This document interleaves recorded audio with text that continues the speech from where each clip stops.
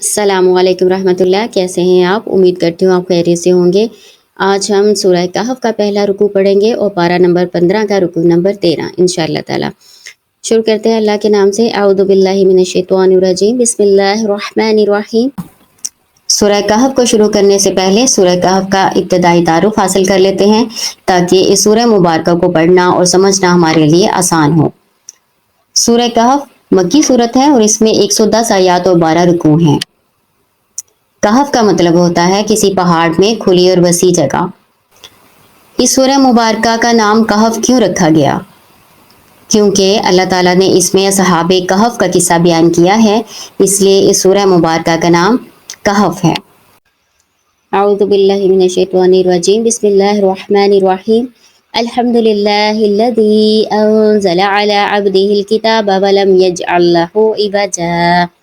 الحمد تمام تعریفیں، تمام شکر، للہ اللہ کے لیے، الذی وہ ذات جس نے انزلہ نازل فرمائی یا اتاری، علی عبدہ اپنے بندے پر، الکتاب کتاب، ولم یجعل لہ اور نہیں بنایا اس میں عوجا کوئی ٹیڑھ پن۔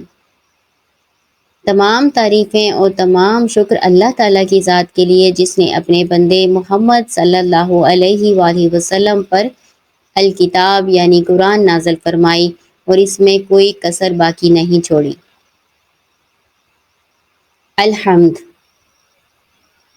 غور کریں تو آپ کو معلوم ہوگا کہ اس سے پہلے جو ہم سورت مکمل کر چکے ہیں سورہ بنی اسرائیل، اس کے اختتام پہ بھی اللہ تعالیٰ کی حمد و ثنا بیان کی گئی ہے، اور اس سورہ مبارکہ کا آغاز بھی الحمد کے ساتھ ہوتا ہے۔ اس میں ہمارے لیے کیا سبق ہے؟ اس میں ہمارے لیے سبق یہ ہے کہ ہر کام کے اختتام میں اور آغاز میں اللہ تعالیٰ کی تعریف بیان کرنی چاہیے، اللہ تعالیٰ کی حمد و ثنا بیان کرنی چاہیے کہ اللہ کا شکر ہے، اللہ تعالیٰ نے ہمیں نیک کام کرنے کی توفیق دی ہے، اور پھر اس کام کو کر کے بھی اللہ تعالیٰ کا شکر ادا کرنا چاہیے۔ غور کریں تو آپ کو معلوم ہوگا کہ صرف یہی صورت نہیں ہے جس کے آغاز میں اللہ تعالیٰ کی حمد و ثنا بیان کی گئی ہے، اس کے علاوہ 4 صورتیں اور بھی ہیں جن کا آغاز ہی اللہ تعالیٰ کی حمد و ثنا کے ساتھ ہوتا ہے۔ باقی 4 صورتیں سورۃ الفاتحہ، سورہ انعام، سورہ سبا اور سورہ فاطر ہیں، ان کا آغاز بھی الحمد کے ساتھ ہی ہوتا ہے۔ تو اس سے اللہ تعالیٰ یہ ہمیں بتا رہے ہیں کہ حمد کے لائق صرف اللہ تعالیٰ کی ذات پاک ہے اور کوئی نہیں، اللہ تعالیٰ کی ہی خوبیاں ہیں ساری کی ساری، اور اللہ تعالیٰ کا ہی شکر ہے سارے کا سارا۔ پھر اللہ تعالیٰ کہتے ہیں کہ اللہ تعالیٰ وہ ذات ہے، اللہ تعالیٰ اپنے تعارف کے ساتھ، اپنی حمد و تعریف کے ساتھ اپنا وہ احسان بتا رہے ہیں جو خاص طور پر اللہ تعالیٰ نے ہم پر عنایت فرمایا ہے کہ اپنے بندے پر کتاب نازل فرمائی۔ اپنے بندے یعنی محمد صلی اللہ علیہ وسلم کو اللہ تعالیٰ نے اپنا بندہ کہا ہے، یہ مقام عبودیت ہے جس میں آپ صلی اللہ علیہ وسلم کی بہت زیادہ عظمت بیان کی گئی ہے، اور الکتاب سے مراد اللہ تعالیٰ کی خاص کتاب یعنی قرآن کریم ہے۔ یعنی اللہ تعالیٰ کہہ رہے ہیں کہ یہ میرا عظیم احسان ہے کہ میں نے تمہیں نبی صلی اللہ علیہ وسلم کو محفوظ فرمایا اور تمہیں قرآن ہدایت کی کتاب دی ہے۔ پھر اللہ تعالیٰ کہتے ہیں لم یجعل لہ عوجا، ہم نے اس میں کوئی کجی نہیں چھوڑی، ہم نے اس میں کوئی کسر نہیں چھوڑی، اس میں کوئی ٹیڑھ پن نہیں ہے۔ عوجن کے اوپر دیکھیں تو تنوین ہے، تنوین کس لیے آتا ہے؟ تنوین عموم کے لیے ہے، یعنی نکرہ کے معنی میں آتا ہے، جو نفی کے بعد آ کر مزید عام ہو گیا ہے، یعنی زیادہ ہی یہ عام چیز ہو گئی ہے۔ یعنی اس کتاب میں کوئی بھی کسی قسم کا بھی کوئی ٹیڑھ پن نہیں ہے، نہ الفاظ میں، نہ معنی میں، نہ فصاحت و بلاغت میں، نہ یہ کہ اس کی آیات میں کوئی اختلاف ہے۔ اس میں حکمت ہے، یہ اللہ تعالیٰ کی خالص حکمت اس میں بیان کی گئی ہے۔ قیما لینذر بأسا شدیدا من لدنہ ویبشر المؤمنین الذین یعملون الصالحات ان لهم اجرا حسنا۔ قیما لینذر، نہایت سیدھا تاکہ قیما لینذر بأسا شدیدا من لدنہ ویبشر المؤمنین الذین یعملون الصالحات ان لهم اجرا حسنا۔ قیما لینذر، قیما نہایت سیدھی، لینذر تاکہ وہ ڈرائے، لی لام کئی ہے، اس کا ترجمہ تاکہ یا کئی کرتے ہیں، یعنی وجہ بتانے کے لیے، وہ یہ مضارع کو زبر دیتا ہے۔ لیونذرا تاکہ وہ ڈرائے، یعنی اللہ تعالیٰ ڈرائے، بأسا شدیداً سخت عذاب سے، من لدنہ اپنی طرف سے، ویبشر المؤمنین اور وہ خوشخبری دے مومنوں کو، الذین وہ لوگ جو یعملون عمل کرتے ہیں، صالحات نیک، انا بے شک لہم ان کے لیے اجرا حسنا اجر ہے نہایت اچھا، قیمن کا مطلب ہوتا ہے نہایت سیدھا، جس میں کوئی ٹیڑھ پن نہ ہو، کوئی غلط بات نہ ہو، کوئی اختلاف نہ ہو۔ یہ ہم اوپر بھی پڑھ چکے ہیں کہ اللہ تعالیٰ نے اس میں کوئی کجی نہیں چھوڑی۔ یہاں تاکید کے لیے دوبارہ ذکر کیا گیا ہے نہایت سیدھی۔ پہلے بتایا گیا کہ اس میں کوئی کجی نہیں ہے، پھر بتایا گیا یہ نہایت سیدھی اور نہایت درست ہے، اس میں کسی قسم کا کوئی اختلاف نہیں ہے، کوئی ٹیڑھ پن نہیں ہے۔ یہ تاکید کے لیے اللہ تعالیٰ نے اس کا دوبارہ ذکر کیا ہے۔ پھر آگے اللہ تعالیٰ وجہ بتا رہے ہیں کہ یہ کتاب جو ہم نے آپ پر نازل فرمائی ہے، جو نہایت سیدھی ہے، یہ کس لیے ہے؟ تاکہ اللہ تعالیٰ سخت عذاب سے لوگوں کو ڈرائے کہ اگر وہ ایمان نہیں لائیں گے، انکار کریں گے، تو اللہ کی طرف سے ان کو سخت عذاب ہوگا۔ وہ مومنین کے لیے اس میں بشارت ہے، خوشخبری ہے کہ وہ نیک عمل کریں گے، ایمان تو لے آئے لیکن ساتھ نیک عمل بھی کرنا پڑے گا۔ کامیابی کی دو ہی شرطیں اللہ تعالیٰ نے سارے قرآن میں بیان کی ہیں، کہ ایک ایمان اور دوسرا عمل صالح۔ تو نیک عمل کریں گے تو ان کے پاس اللہ تعالیٰ کے پاس ان کے لیے بہت بڑا اور خوبصورت، حسن کا مطلب خوبصورت ہوتا ہے، اور حق سے بڑھ کر دینا، نہایت اچھا اللہ تعالیٰ کہہ رہے ہیں ہمارے پاس ان کے لیے اجر موجود ہے۔ آپ کو پتہ ہے کہ اللہ تعالیٰ اپنی شان کے مطابق ہی نوازے گا پھر، اور اللہ تعالیٰ ایک نیکی کا کئی گنا بڑھا کر اجر دینے پر قادر ہے۔ آپ کو پتہ ہے کہ روزہ اللہ تعالیٰ نے فرمایا کہ روزہ میرے لیے ہے، میں ہی اس کا اجر عطا فرماؤں گا، یعنی اللہ تعالیٰ نے اس کا اجر بتایا ہی نہیں، بے حساب اس کو اجر ملے گا۔ تو اللہ آپ جانتے ہیں جیسے عظیم ہیں، تو اللہ تعالیٰ اپنی شان کے مطابق ہی اجر عطا فرمائے گا انشاءاللہ تعالیٰ۔ پھر اللہ تعالیٰ مزید انعامات بتا رہے ہیں۔ اللہ تعالیٰ کہتے ہیں ماں کی سینہ فیہ ابدا، کہ ہمیشہ ہمیشہ وہ اس میں رہیں گے، یعنی جس جنت میں اللہ تعالیٰ ان کو داخل کریں گے اور نعمتوں سے نوازیں گے، ان کے ختم ہو جانے کا ان کو ڈر نہیں ہوگا، اور نہ ان کو یہ ڈر ہوگا کہ انہیں یہاں سے نکالا جائے یا کسی اور جگہ بھیج دیا جائے۔ تو ہمیشہ ہمیشہ وہ وہاں پہ رہیں گے بغیر کسی خوف کے۔ وَيُنذِرَ الَّذِينَ قَالُوا اتَّخَذَ اللَّهُ وَلَدًا، وَيُنذِرَ اور وہ ڈرائے، الَّذِينَ ان لوگوں کو، قالوا جنہوں نے کہا، اتَّخَذَ اللَّهُ وَلَدًا بنا لی اللہ نے اولاد۔ اب یہ تو کافروں کو ڈرانے کے لیے بھی اللہ تعالیٰ نے قرآن نازل فرمایا، ایک وجہ اور اللہ تعالیٰ بتا رہے ہیں تاکہ اللہ تعالیٰ ان لوگوں کو بھی ڈرائے جنہوں نے اللہ کی اولاد بنا لی ہے۔ اولاد ایسا لفظ ہے جو مذکر و مؤنث یعنی بیٹے اور بیٹیوں دونوں کے لیے بولا جاتا ہے۔ تو اللہ تعالیٰ کی ذات ہر قسم کی اولاد سے پاک ہے، کیونکہ اسے کسی کی حاجت ہی نہیں، اسے کسی قسم کی ضرورت ہی نہیں۔ اللہ تعالیٰ کی کوئی اولاد نہیں ہے۔ اولاد کون بناتے تھے؟ یہود و نصارہ۔ عیسیٰ علیہ السلام کو نصارہ اللہ کا بیٹا کہتے تھے، اور یہودی حضرت عزیر علیہ السلام کو اللہ کا بیٹا کہتے تھے۔ اس کے علاوہ جو کفار مکہ تھے وہ فرشتوں کو اللہ کی بیٹیاں بناتے تھے۔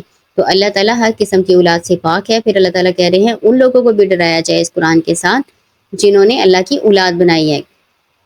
مَا لَهُم بِهِ مِنْ عِلْمٍ وَلَا لِآبَائِهِمْ كَبُرَتْ كَلِمَةً تَخْرُجُ مِنْ أَفْوَاهِهِمْ إِنْ يَقُولُونَ إِلَّا كَذِبًا مَا لَهُم بِهِ مِنْ عِلْمٍ وَلَا لِآبَائِهِمْ، نہیں ان کو اس کا علم اور نہ ہی ان کے آباء و اجداد کو۔ اللہ تعالیٰ کہہ رہے ہیں یہ جو بات بیان کر رہے ہیں اللہ کی اولاد بنا رہے ہیں نا، اس کی کوئی دلیل ان کے پاس نہیں ہے، نہ ہی کسی قسم کا علم ہے، نہ ان کے پاس اور نہ ہی ان کے آباء و اجداد کے پاس، جن کے پیچھے یہ چل پڑے ہیں اور گمراہ ہو رہے ہیں، ان کے پاس کسی قسم کی کوئی دلیل موجود نہیں۔ پھر اللہ تعالیٰ کہتے ہیں کبرت کلیمتن، بہت بڑی بات، یعنی اس کو یہ بہت معمولی سمجھ رہے ہیں، حالانکہ یہ بہت بڑی بات ہے، نہایت گناہ کی بات ہے۔ ان کو اس بات کا اندازہ ہی نہیں کہ یہ بول کیا رہے ہیں، ان کے منہوں سے کون سی بات نکل رہی ہے۔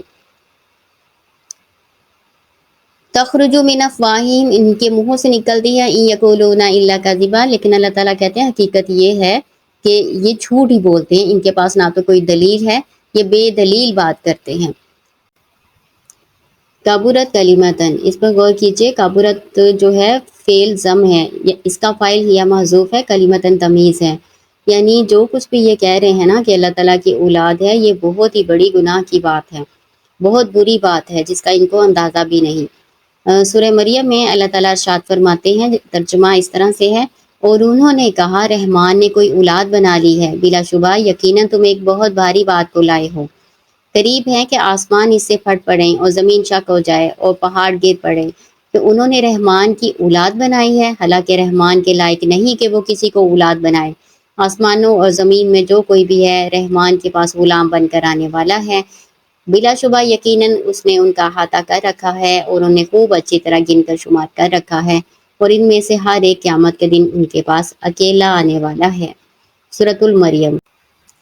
فَلَعَلَّكَ بَاخِعٌ نَفْسَكَ عَلَىٰ آثَارِهِمْ إِن لَّمْ يُؤْمِنُوا بِهَٰذَا الْحَدِيثِ أَسَفًا۔ فَلَعَلَّكَ، بس امید ہے کہ یا شاید آپ باخِعٌ نَفْسَكَ ہلاک کر دیں اپنی جان کو، عَلَىٰ آثَارِهِمْ ان کے پیچھے، إِن لَّمْ يُؤْمِنُوا اگر نہ وہ ایمان لائے، بِهَٰذَا الْحَدِيثِ اس بات پر، اسفا افسوس کرتے ہوئے۔ اے نبی صلی اللہ علیہ وآلہ وسلم، شاید کہ آپ اپنی جان کو ہلاک کر دینے والے ہیں ان کے پیچھے کہ وہ اس بات یعنی قرآن پر ایمان نہیں لاتے، افسوس کرتے ہوئے۔ لعل امید اور ترجی کے لیے استعمال ہوتا ہے، ویسے گرامر میں اس کا استعمال امید اور ترجی کے معنوں میں ہوتا ہے، لیکن یہاں پہ اللہ تعالیٰ نے اپنے محبوب صلی اللہ علیہ وآلہ وسلم کو تسلی دینے کے لیے لفظ استعمال کیا ہے، تو اس میں شفقت ہے یعنی شفقت کا پہلو اس میں اللہ تعالیٰ کا شامل ہے۔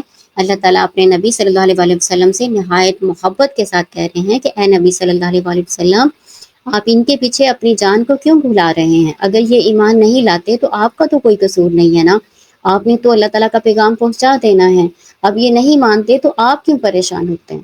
اس میں تسلی ہے۔ پھر دیکھیں ہمارے نبی صلی اللہ علیہ وآلہ وسلم بھی ہم سے کتنا پیار کرتے تھے، یہاں تک کہ وہ اتنا پریشان ہمارے لیے یعنی اپنی امت کے لیے اتنا پریشان ہو رہے ہیں، یہاں تک کہ اللہ تعالیٰ کو تسلی دینا پڑ گئی کہ اے نبی صلی اللہ علیہ وآلہ وسلم آپ اتنا پریشان نہ ہوں۔ ہمارے نبی صلی اللہ علیہ وآلہ وسلم اپنی امت سے بہت زیادہ پیار کرتے تھے۔ ایک حدیث مبارکہ کا ترجمہ میں آپ کو بتاتی ہوں، مفہوم بتاتی ہوں۔ آپ صلی اللہ علیہ وآلہ وسلم فرماتے ہیں کہ میری اور لوگوں کی مثال اس شخص کی ہے جس نے ایک آگ کو بھڑکائی اور جب اس کے ارد گرد کو روشن کر دیا تو پروانے اور اس قسم کے جانور اس آگ میں گرنے لگے، وہ اس میں گرتے تھے اور وہ شخص ان کو روکتا تھا اور وہ اسے زبردستی آگ میں گھس رہے تھے، تو میں آگ سے بچانے کے لیے تمہاری کمروں کو پکڑنے والا ہوں اور تم زبردستی اس میں گھستے ہو۔ یعنی نبی صلی اللہ علیہ وآلہ وسلم تو ہمیں پکڑ پکڑ کے جہنم کی آگ سے دور کر رہے ہیں، تو کتنے مشفق اور کتنے مہربان ہیں ہمارے نبی صلی اللہ علیہ وآلہ وسلم ہم پر۔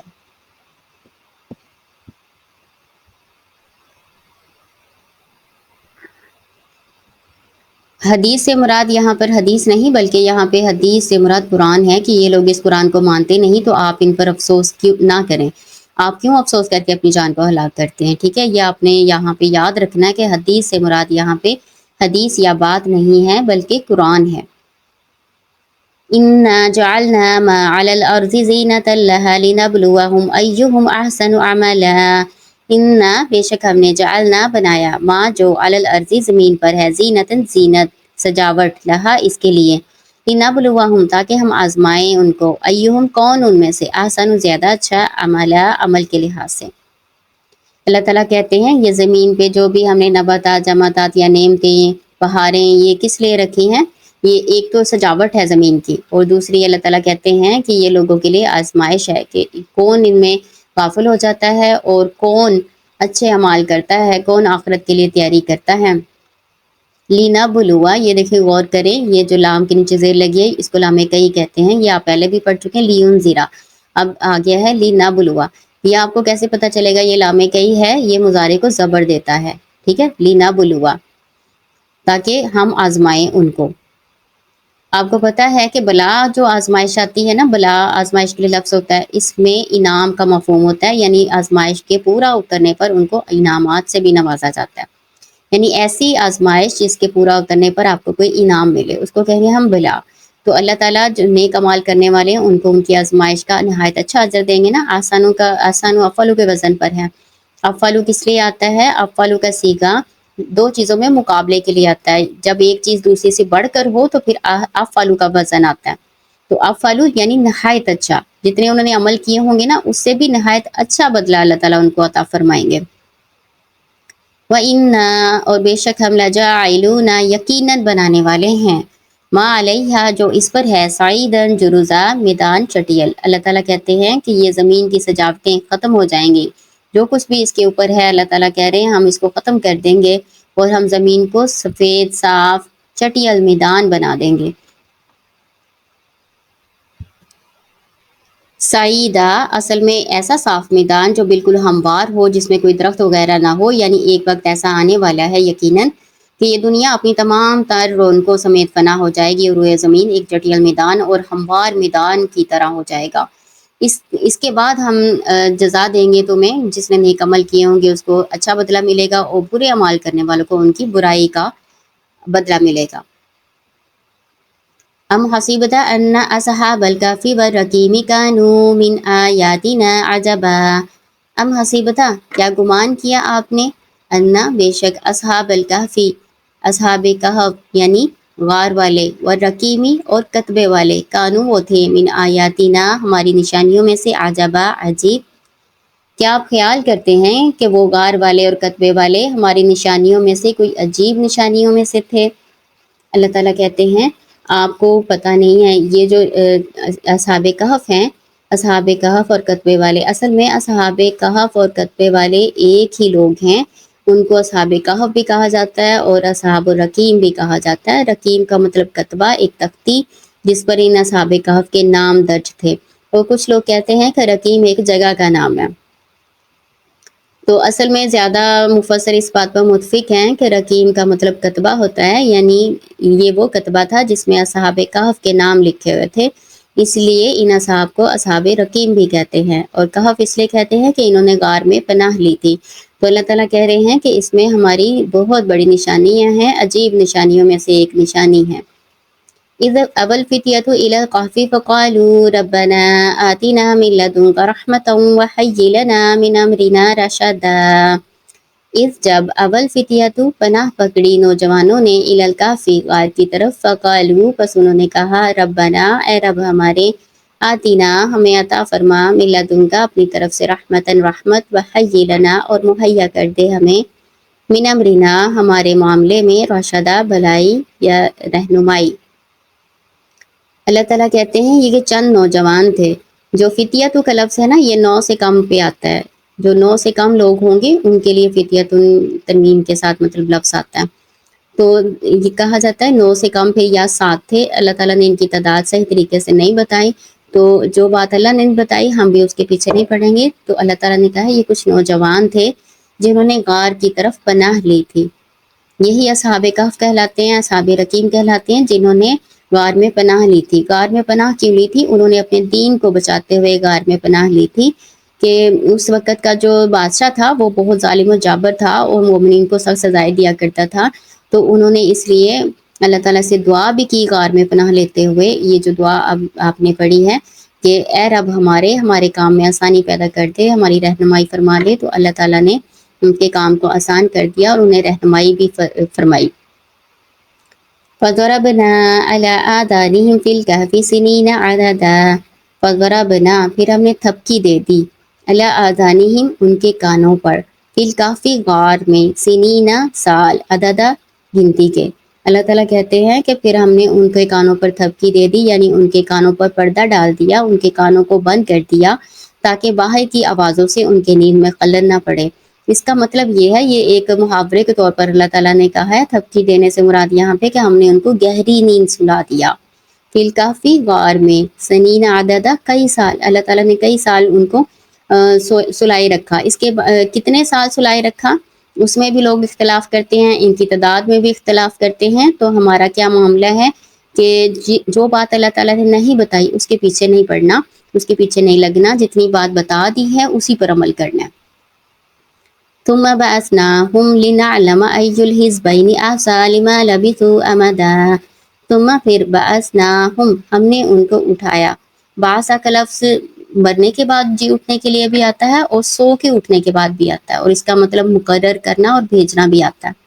یہاں پہ سونے کے بعد دوبارہ اٹھانا ہے، لنعلم تاکہ ہم جانیں۔ یہ لام کئی تیسری دفعہ آ گیا اس صورت میں، لینذرا آپ نے پڑھا، پھر آپ نے ایک اور لفظ پڑھ لیا لینبلوا، پھر اب آپ نے پڑھا ہے لنعلم۔ اس کو لام کئی کہتے ہیں، اور اس کا آپ کیسے پہچانیں گے یہ لام کئی ہے کہ یہ مضارع کے اوپر زبر دیتا ہے۔ لنعلم تاکہ ہم جان لیں، اللہ تو پہلے ہی جانتا ہے، تو ہم اس کا ترجمہ کریں گے تاکہ ہم ظاہر کر دیں. ٹھیک ہے، نعلم کا مطلب جاننا ہوتا ہے، لیکن اللہ تعالیٰ تو پہلے ہی سب کچھ جانتا ہے، تو ہم نعلم کا ترجمہ کیا کرتے ہیں؟ تاکہ اللہ تعالیٰ بھی ظاہر کر دے، دوسروں کو بھی ظاہر کر دے، دوسرے لوگوں کو بھی بتا دے. ای الحزبینی، کون دو گروہوں میں سے احسا زیادہ شمار کرنے والا، لما اس کو جو لبسو وہ رہے امدہ مدت کے لحاظ سے. اللہ تعالیٰ کہہ رہے ہیں کہ جب یہ پھر اٹھے، اللہ تعالیٰ نے ان کو نیند سے اٹھایا، تو یہ اختلاف کرنے لگے اس بات میں کہ آیا یہ کتنی دیر سوئے ہیں. جب یہ سوئے تھے نا تو تب دن کا شروع والا حصہ تھا، اور جب یہ جاگے ہیں تو دن کا آخری حصہ تھا. تو ان کو سمجھ نہیں آ رہی تھی کہ وہ کتنا عرصہ سوئے ہیں. ان کے خیال میں ان کو لگا کہ ابھی کچھ دیر ہی ہوئی ہے ہمیں سوئے ہوئے. تو ان میں اختلاف ہوا کہ کتنی دیر سوئے ہوں گے. تو اللہ تعالیٰ کہہ رہے ہیں کہ یہ وہی اختلاف جو انہوں نے اٹھنے کے بعد کیا تھا.